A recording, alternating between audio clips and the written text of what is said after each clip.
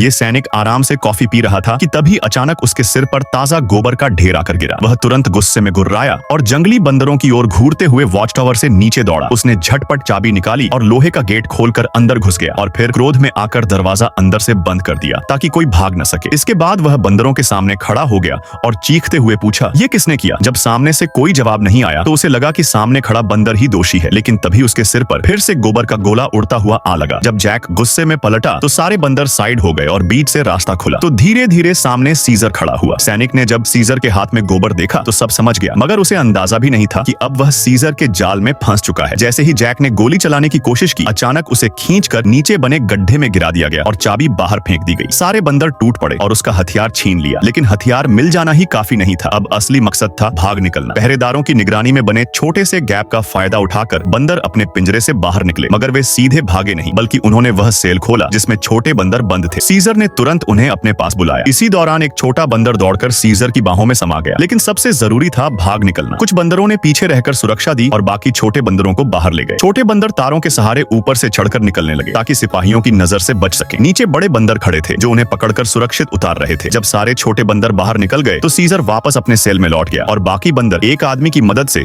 Sewer के रास्ते निकल गए। सीजर का बच्चा भी सुरक्षित बाहर निकल गया। उसने दूरबीन से इधर उधर देख लिया कि आसपास कोई सिपाही तो नहीं। तभी सब सतर्कता से आगे बढ़े, लेकिन जैसे ही बड़े बंदर बाहर निकलने लगे तो सीजर वापस लोहे के गेट की ओर बढ़ा।